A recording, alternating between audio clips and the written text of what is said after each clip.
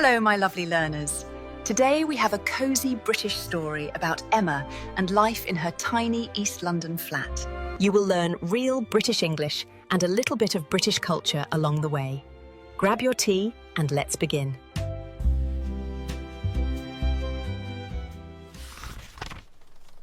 I woke up that morning in my little flat in East London, the rain tapping gently on the window like it does most days. My name's Emma, and I've been running my own jewellery business from home for the past 2 years.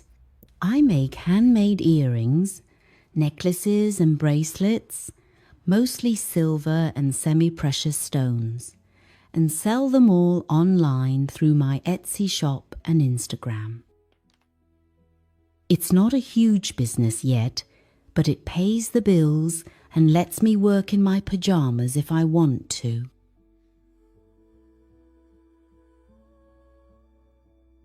I stretched, checked my phone, and saw a few new orders had come in overnight.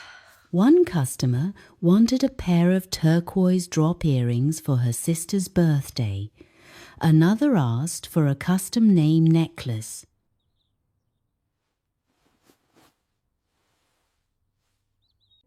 I smiled. Mornings like this make me feel like I'm actually getting somewhere. I made myself a cup of tea, proper builder's tea, strong with a splash of milk, and sat at my workbench in the living room.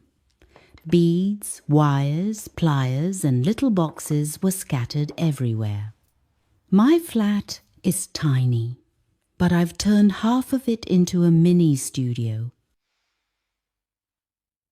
The other half is just a sofa, a telly, and a kitchen that's more like a cupboard. By 10 a.m., I'd finished the turquoise earrings and taken some photos for the listing. The light was perfect today, soft and grey, which makes the stones look even prettier.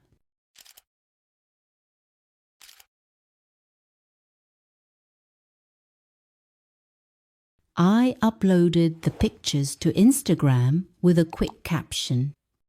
New turquoise drops ready to ship. Perfect for that autumn vibe. Link in bio.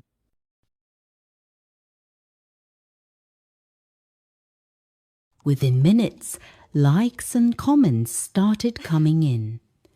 One message popped up from a regular customer. Emma, these are gorgeous. Do you do matching bracelets too? I typed back. Yes, love, I can make a set for you. Send me your wrist size and I'll get it sorted by Friday. I love these little conversations with customers. It makes the whole thing feel personal, not just selling stuff. Around noon, I needed a break, so I popped out to the corner shop for some milk and a sandwich. The rain had stopped, but the pavements were still shiny and wet.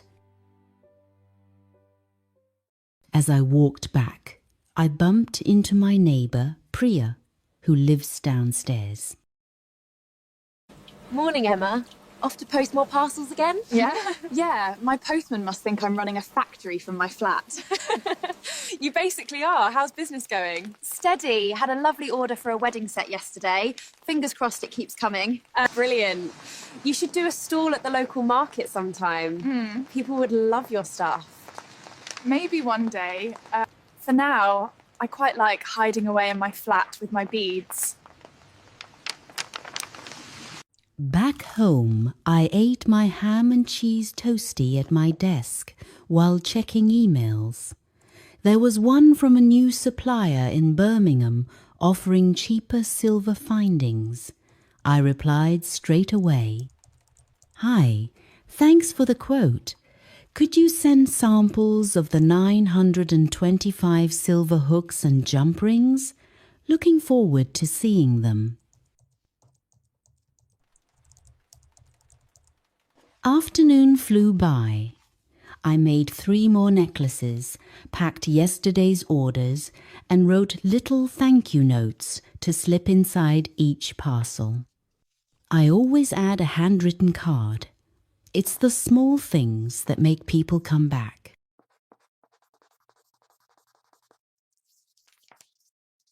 At about 5 p.m, my best friend Lily called on video. Em, are you still alive in there? Barely. Look at this mess. I've got wire everywhere. It's called art, darling. Fancy a drink later? Yes, sounds lovely. Let me just finish these orders first. Perfect. See you then. And wear something nice, Per. You've been in that hoodie for 3 days. I rolled my eyes but smiled. She's right.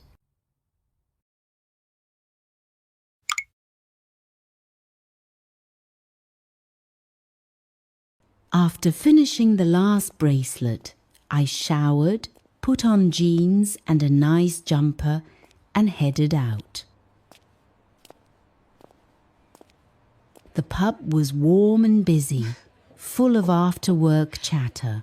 Lily was already there with 2 gin and tonics waiting. Cheers to surviving another week of adulting. Cheers, and to not running out of beads this month. Don't you ever get lonely working from home all day? Sometimes. But I like the freedom. No boss telling me what to do, no commute. Yes. And I get to talk to people online all day. It is not completely lonely. Fair enough. Just do not turn into a hermit, all right? Yeah. We need you out here in the world. No promise.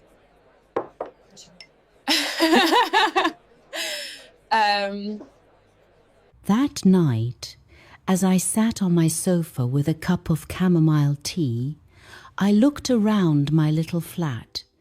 Beads on the table, parcels ready by the door, laptop glowing with new messages.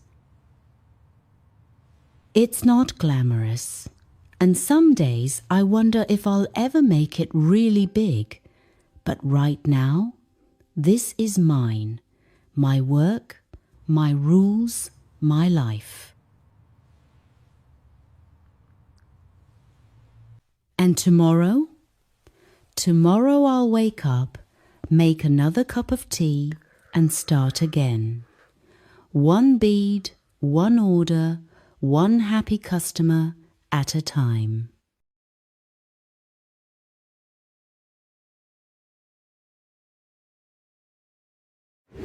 Before we start, here are a few useful words from Emma's day.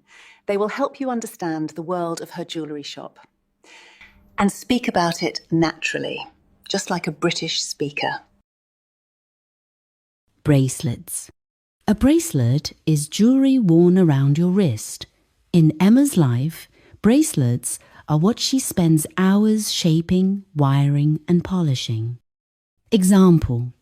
By lunchtime, she had finished 3 gold-beaded bracelets and took photos of them for Instagram.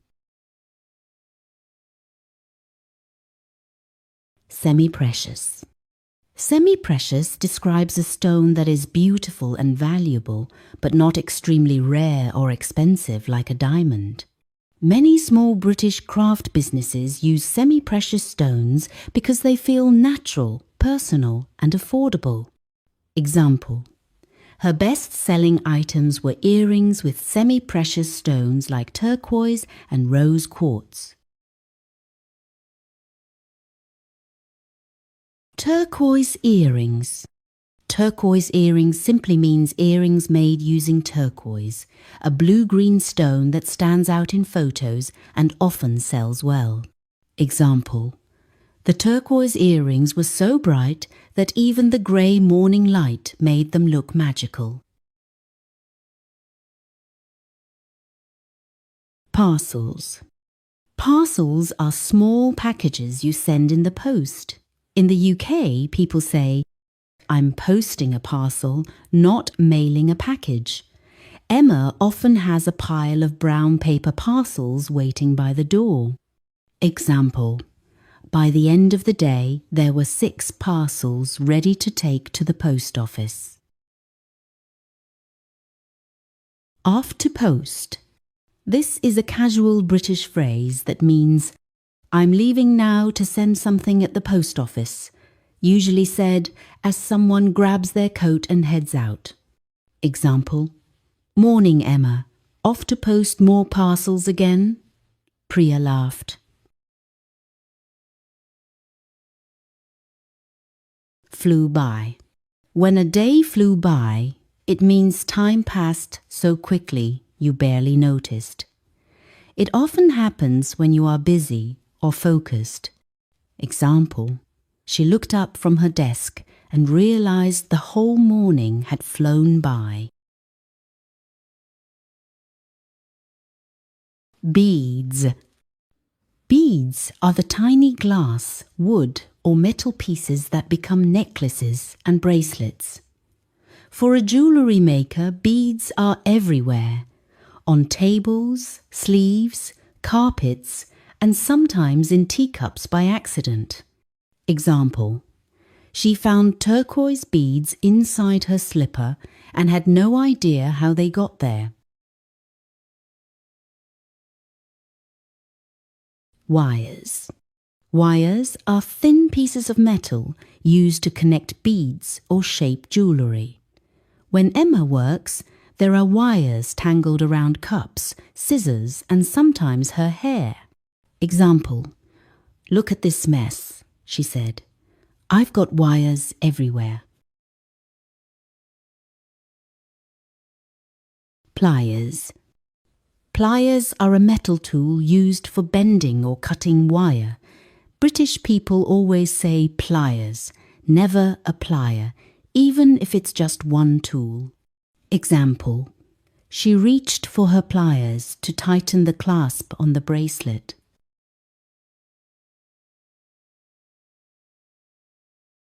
Barely.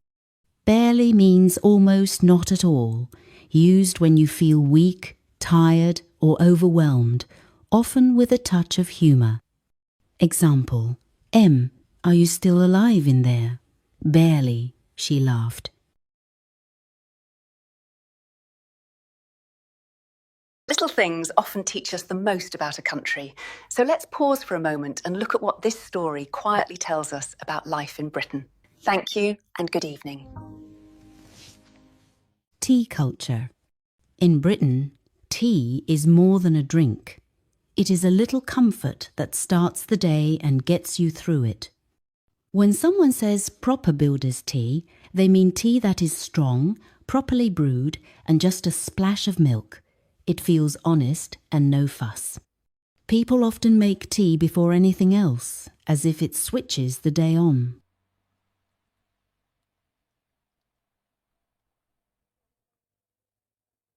The personal touch in small business. When someone buys something handmade in the UK, they are not just paying for an item, they are paying for the human behind it. A handwritten thank you note is a tiny gesture, but it makes the buyer feel seen. It says, I am glad you chose me, not a big anonymous company. In small British businesses, this warm personal feeling is what keeps customers coming back.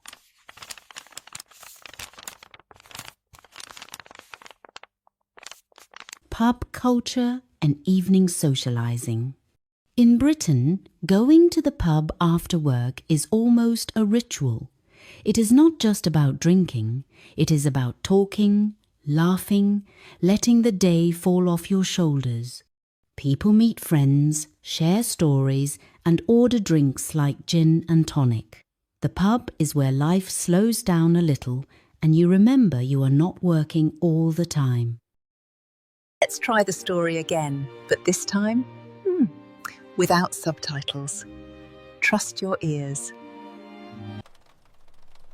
I woke up that morning in my little flat in East London, the rain tapping gently on the window like it does most days. My name's Emma, and I've been running my own jewellery business from home for the past 2 years. I make handmade earrings, necklaces and bracelets, most